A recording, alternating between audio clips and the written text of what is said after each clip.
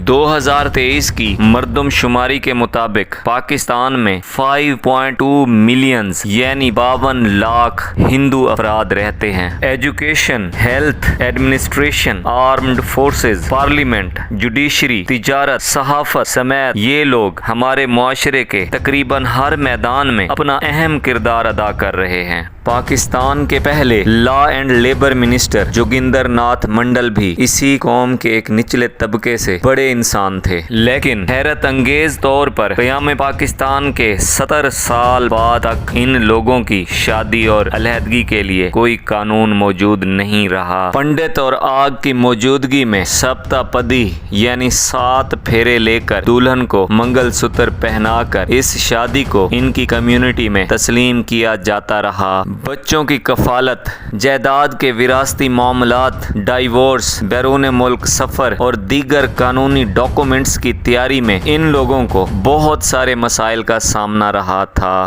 بالآخر 2016 میں ان کے لیے ہندو میرج ایکٹ پاس کیا گیا۔ 18ویں ترمیم کی طاقت کا استعمال کرتے ہوئے صوبہ سندھ نے یہ قانون بنایا۔ اس کے بعد وفاقی حکومت پاکستان نے 2017 میں اس قانون کو ایکسٹینڈ 2018 میں کچھ ترامیم کی گئیں۔ ریسنٹلی جنوری 2024 میں Punjab Hindu marriage act and registration rules بنائے گئے۔ پاکستان میں اب ہندوؤں کو اپنی شادیاں رجسٹرڈ کروانا ضروری ہے، جس کے لیے یونین کونسل، میونسپل کمیٹی اور لوکل گورنمنٹ کے دفاتر میں ہندوؤں کے لیے میرج رجسٹرارز مقرر کر دیے گئے ہیں۔ ان کے لیے شادی پارت نام سے ایک فارم موجود ہوتا ہے، جس میں دولہا دلہن کے کوائف، 2 گواہوں کی موجودگی اور ان کے سائن اور شادی کی دیگر معلومات درج کر دی جاتی ہیں۔ میرج سرٹیفکیٹ ایشو کر دیا جاتا ہے۔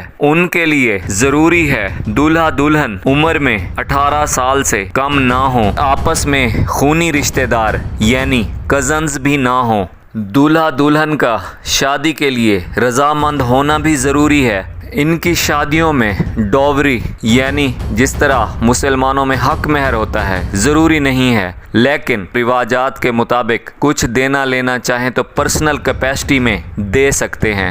شادی کے بعد بیوی کے ہوتے ہوئے اگر شوہر دوسری شادی کرتا ہے تو ہندو میرج ایکٹ کے مطابق یہ ایک قابل سزا جرم ہے۔ شادی کے بعد میاں بیوی میں سے کوئی بھی دوسرے سے اکتا جائے، بے وفا ہو جائے، ظلم کرے، اپنا مذہب تبدیل کرے یا دماغی صلاحیت کھو دے تو دوسرا فریق طلاق لینے کے لیے اس فورم پر جہاں پہ اس نے شادی رجسٹرڈ کروائی تھی یا عدالت جا سکتا ہے۔ سپریشن ہونے کے بعد اگر وہ دوبارہ آپس میں شادی کرنا چاہیں تو 6 مہینے کے بعد کر سکتے ہیں۔ ہندوؤں کا قدیم مذہبی فلسفہ ہے کہ ایک دفعہ ان کی شادی ہو جائے تو یہ ہمیشہ ہمیشہ 7 جنم ایک دوسرے کے ساتھ نبھانے کی کوشش کرتے ہیں۔ اور اگر مر جائے تو اس کی بیوی اس کی چتا کے ساتھ ستی ہونا یا اس کے سوگ میں پوری زندگی گزارنا پسند کرتی ہے۔ لیکن